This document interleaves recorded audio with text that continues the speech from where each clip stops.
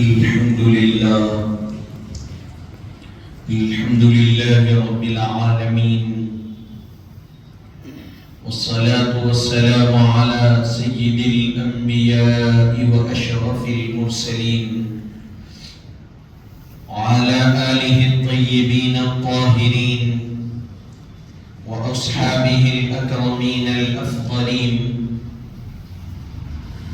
وأولياء أمته أجمعين إلى يوم الدين. أما بعد، فقد قال الله تبارك وتعالى في القرآن المجيد والفرقان الحميد: أعوذ بالله من الشيطان الرجيم، بسم الله الرحمن الرحيم. إذ هما في الغار إذ يقول لصاحبه لا تحزن إن الله معنا. صدق الله العظيم وبلغنا رسوله النبي الأمين المكين الكريم، ونحن على ذلك لمن الشاهدين والشاكرين، والحمد لله رب العالمين. وقد قال الله تبارك وتعالى في شأن حبيبه: إن الله وملائكته يصلون على النبي يا أيها الذين آمنوا صلوا عليه وسلموا تسليما. اللهم صل على سيدنا ومولانا محمد النبي الأمي العالي الحبيب القدر العظيم الجاه وعلى آلہ وأصحابہ وبارک وسلم. حاضرین و سامعین کرام، السلام علیکم ورحمۃ اللہ وبرکاتہ.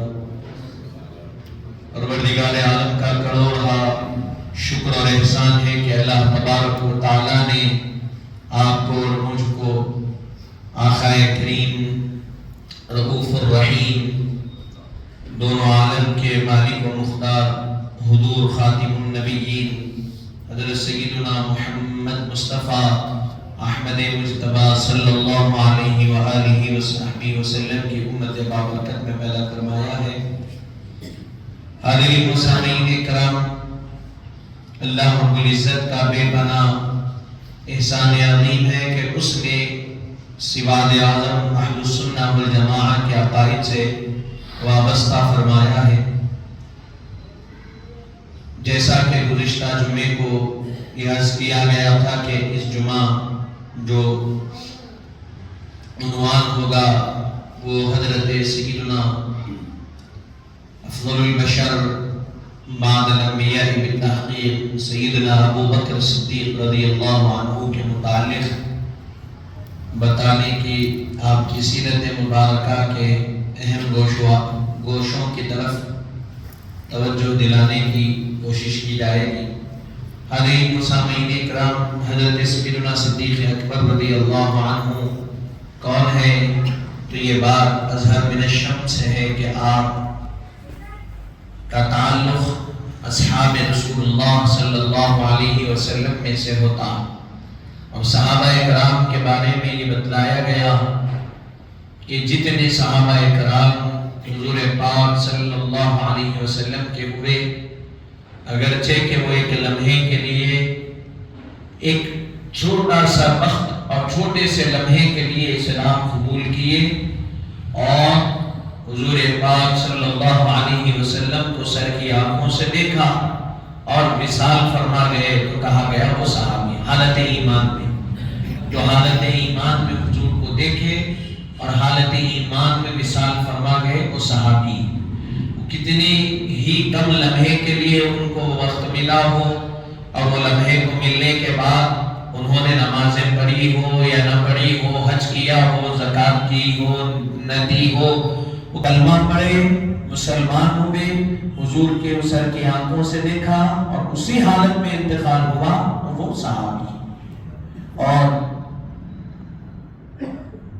محدثین کا اور جو احادیث مبارکہ کو جنہوں نے جمع کیا ان کا یہ عقیدہ ہے، انہوں نے امت کے سامنے یہ عقیدہ علماء کے سامنے بتایا ہے کہ جتنے صحابہ ہیں الصحابۃ کلہم عدول، جتنے صحابہ ہیں وہ سارے کے سارے عادل ہیں.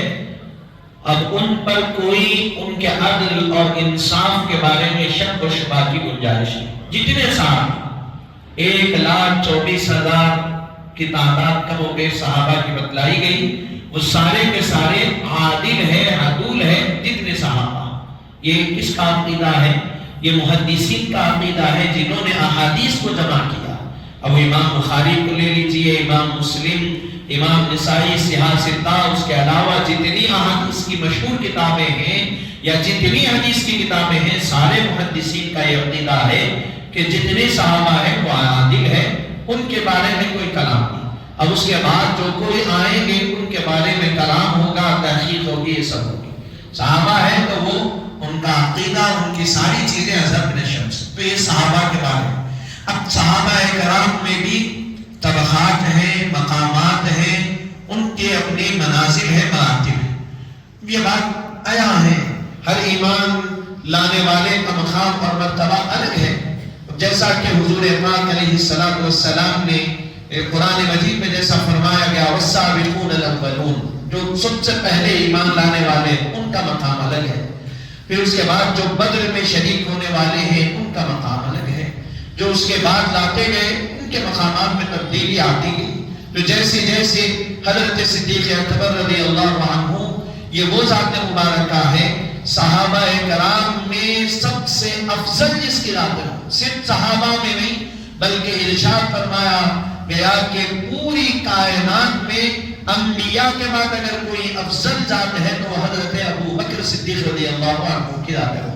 اب آپ کے بعد جس کا جو مرتبہ ہے، جو مقام ہے، وہ آپ کے بعد اللہ تبارک و تعالیٰ نے آپ کو ایک بلند مقام عطا فرمایا. افضل البشر، سارے بشر میں آپ کو ایک فضیلت عطا. اب صحابہ کرام کے یہ مقامات آپ دیکھیے. اب اس مقامات کو دیکھتے ہوئے حضرت صدیق اکبر رضی اللہ عنہ کے مقام کو دیکھیے. اللہ نے آپ کو ان صحابہ میں سب سے افضل اور اعلیٰ مقام عطا فرمایا. آپ ابتدا میں اسلام قبول کیے. حضور پاک علیہ السلام سے عمر مبارک کے اعتبار سے آپ 2.5 سال چھوٹے، کچھ 2.5 سال آپ کی عمر مبارک چھوٹی ہے.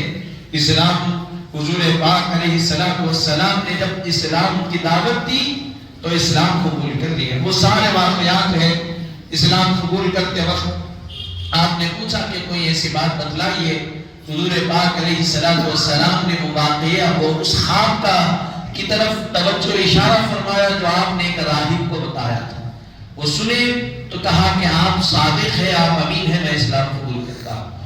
بغیر کسی تعامل کے، بغیر کسی چمچرا کے آپ نے اسلام کو قبول فرمایا. اب حضرت محترم، آپ کے اسلام لانے کے بعد، آپ اسلام قبول کرنے کے بعد اسلام کی تبلیغ کے لیے آپ نے محنت کی، مشقت کی، جدوجہد کی. اور کیسی محنت و مشقت کی؟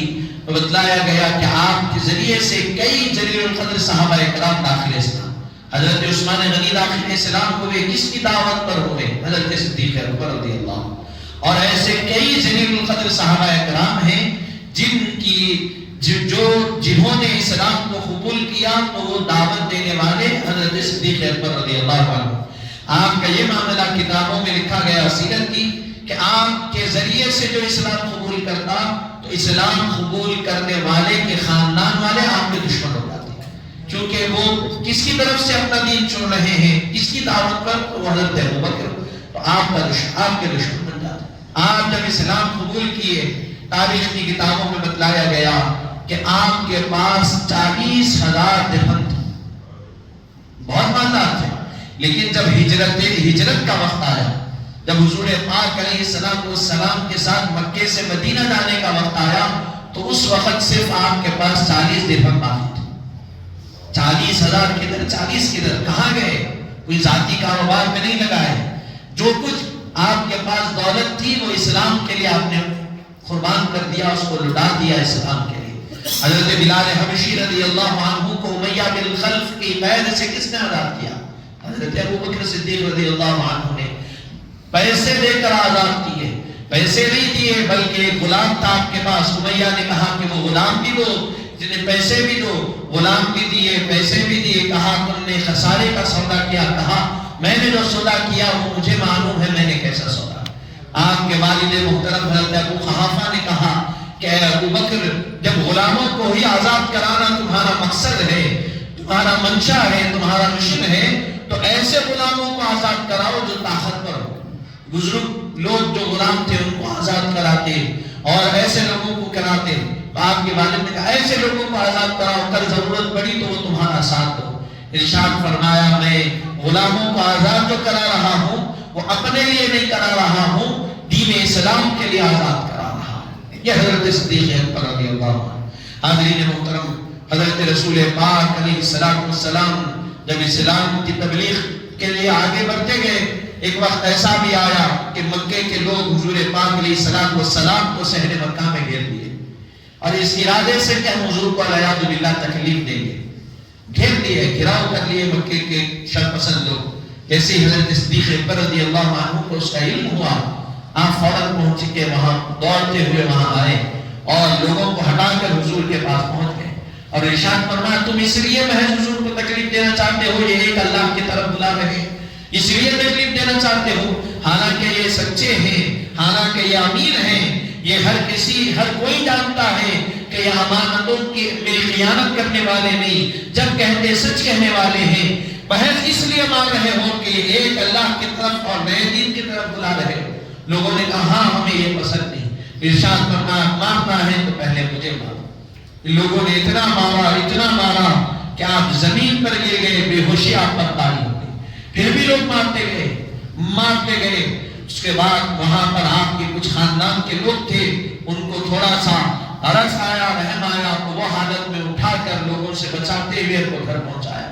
حال یہ تھا، سیرت کی کتابوں میں لکھا گیا کہ چہرے کا حال یہ ہو گیا تھا کہ مار کے سوج ایسے گیا تھا کہ آنکھ نظر نہیں آ رہی تھی.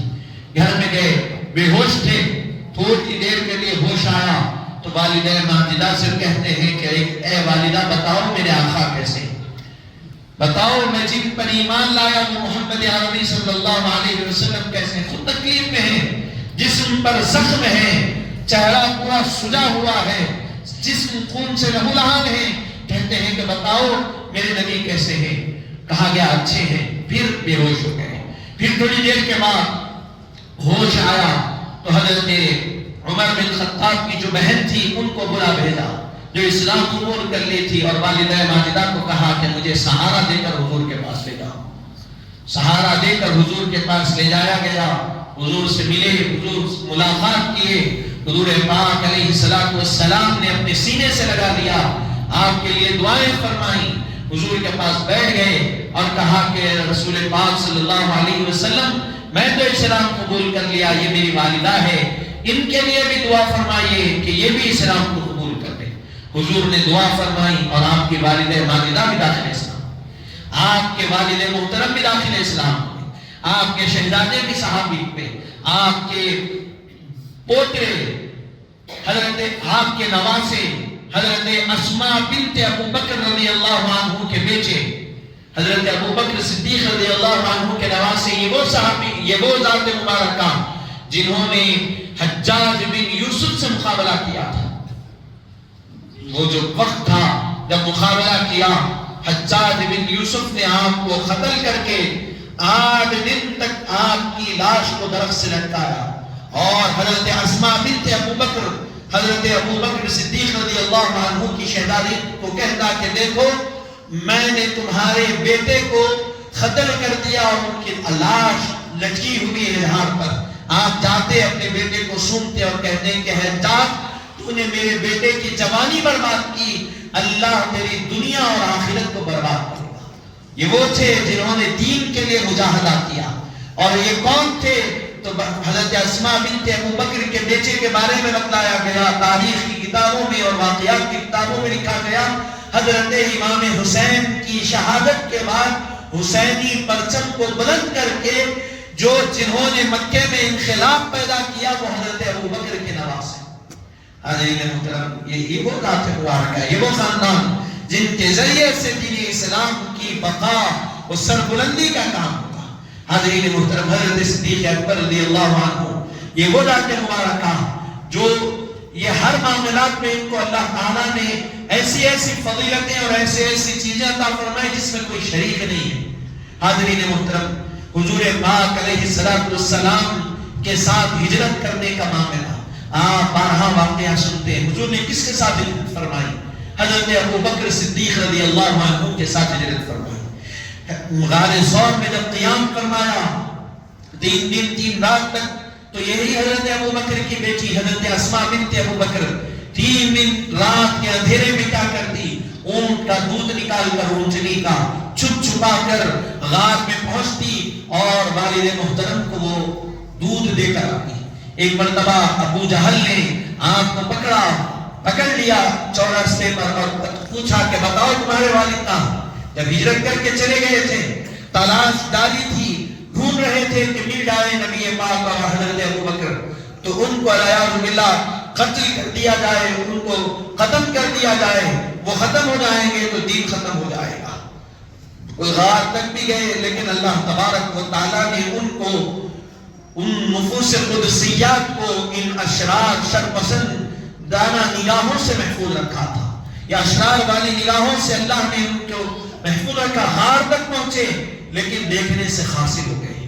حاضرین محترم، بہرحال حضرت صدیق اکبر رضی اللہ عنہ یہ وہ ذات مبارکہ غار ثور پر حضور پاک علیہ السلام کے ساتھ قیام فرما رہے، اور غار ثور جاتے وقت رات کے اندھیرے میں نکلے، اور حضور پاک علیہ السلام کو جب غار ثور پر چل رہے تھے تو اپنے کھاندے پر بٹھا لیا، بٹھا کر غار ثور پر چڑھ گئے، اوپر چڑھے اور وہاں پر 3 دن اور 3 رات قیام کرے۔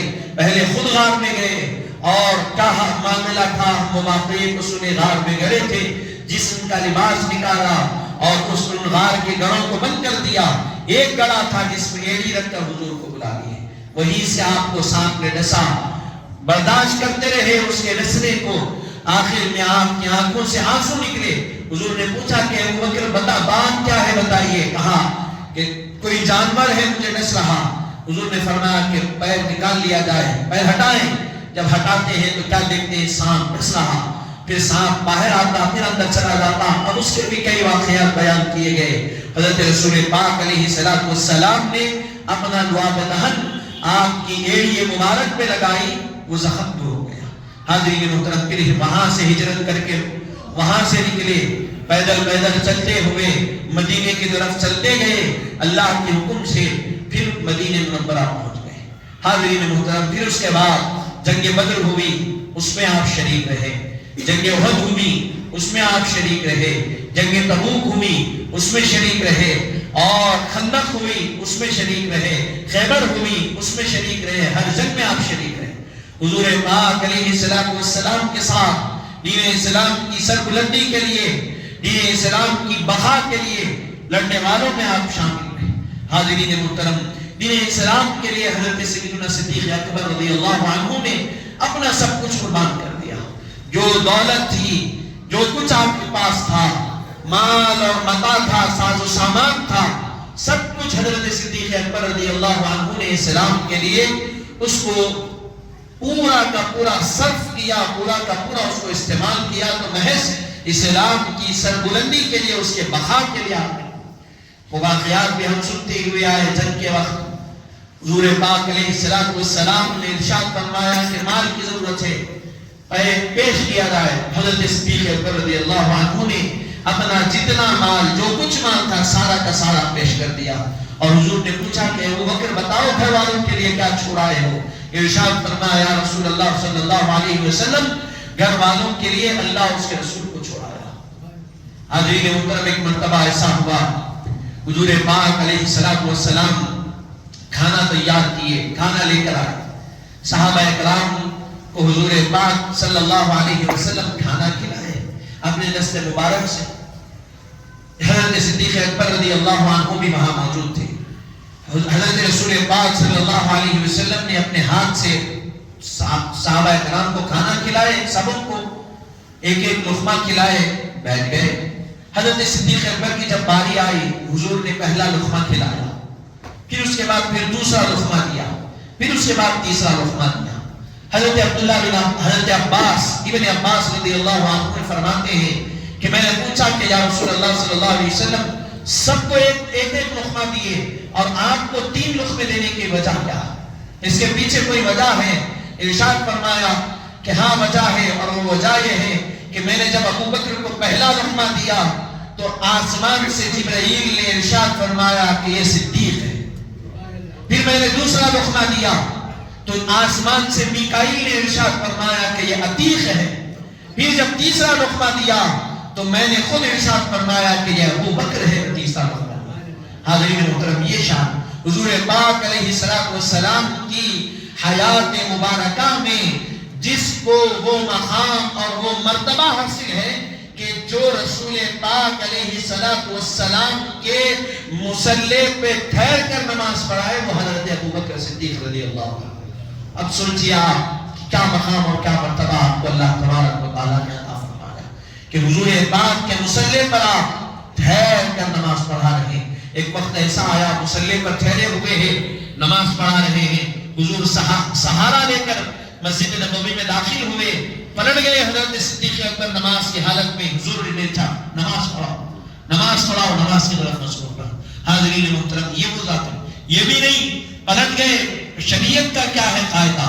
شریعت کا اصول یہ ہے کہ چہرہ اگر نماز میں پلٹتا ہے تو نماز نہیں ٹوٹتی. آپ اہل خدمات کو اٹھا کر پڑھیے. لیکن سینہ پلٹ جاتا ہے، سینہ قبلے کی طرف سے ہٹ جاتا ہے تو نماز ٹوٹ جاتی ہے. لیکن وہاں پورا پلٹ گئے حضور کو دیکھنے کے لیے. حضور نے ارشاد فرمایا نماز پڑھو. پھر پلٹ کر ایسا نہیں ہوا کہ نماز پھر شروع سے شروع کی گئی، بلکہ جہاں تھے وہیں سے نماز کو جاری رکھا گیا. کیا معلوم ہوا اس سے؟ حضور کی عظمت و رفعت معلوم. حاضرین محترم، بہرحال یہ حضرت صدیق اکبر رضی اللہ عنہ کی ذات مبارکہ. پھر آپ حضور پاک علیہ السلام کے وصال مبارکہ کے بعد صحابہ کرام کے مشورے سے شورا بین الناس، سارے صحابہ میں مشورہ ہوا کہ کس کو خلیفۃ المسلمین بنایا جائے، کس کو خلیفہ بنایا جائے. کیونکہ قوم اور ملت کو تو بغیر کسی خلیفہ کے چھوڑا نہیں جا سکتا، ان کے لیے امیر ہونا ضروری ہے. حضور پاک علیہ السلام کے وصال مبارکہ کے بعد صحابہ اکرام نے حضرت سیدنا صدیق اکبر رضی اللہ عنہ کو خلیفہ مقرر کیا. آپ 2.5 سال تک آپ خلافت کے مقام پر آپ فائز رہے، خلیفۃ المسلمین بنے ہوئے رہے. اور 2.5 سال بعد آپ نے پردہ فرمایا.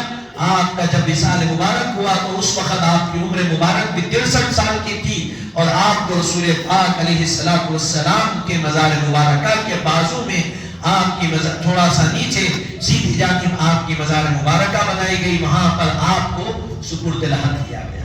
حاضرین محترم، تو یہ حضرت سیدنا صدیق اکبر رضی اللہ. قرآن کو جمع کرنے میں آپ کا سب سے پہلے جنگوں میں جب صحابہ اکرام شریک ہوتے تو واپس آتے تو کچھ صحابہ شہید ہو جاتے.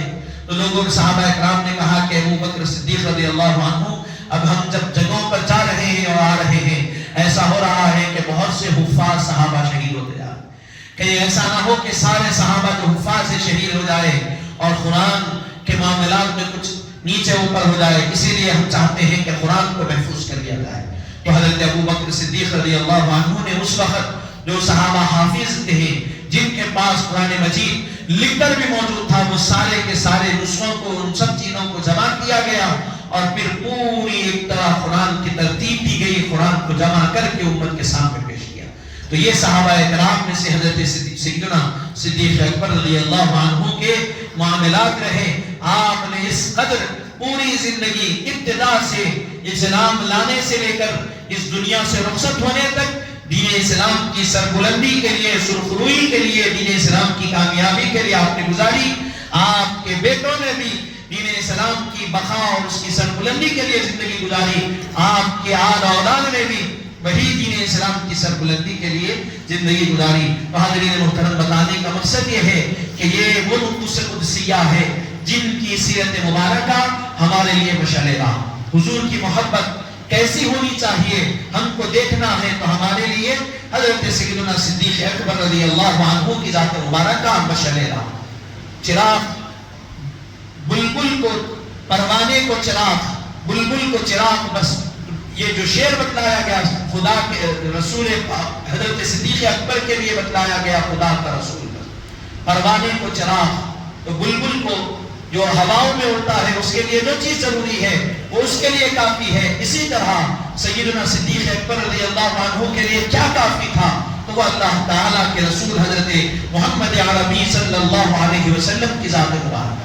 آپ کے طریقے پر چلنا، آپ کی سنتوں پر عمل کرنا آج ہمارے لیے بھی ضروری ہے کہ ہم اس زمانے میں صحابہ کرام رضوان اللہ تعالی علیہم اجمعین سے جب محبت کرنے والے ہیں تو ہمارے لیے بھی کہ وہ جس راستے پر چل کر حضور کی محبت کو پائے، حضور کی محبت میں جس طرح اپنا سب کچھ قربان کیے، ہم بھی اسی راستے پر چلنے کی کوشش کریں، جیسا حضور کی سنتوں پر عمل کرتے، جیسا حضور پاک صلی اللہ علیہ وسلم کی ایک سنت پر عمل کرنے کو اپنے لیے باعث فخر سمجھتے، ہمارے لیے بھی وہی ان کی سیرت سے وہ نمونے کو، ان چیزوں کو اخذ کر کے ہمارے لیے بھی ان چیزوں کو مشعل راہ بنا کر زندگی ہم گزاریں گے تو وہ کامیابی ہمارے لیے۔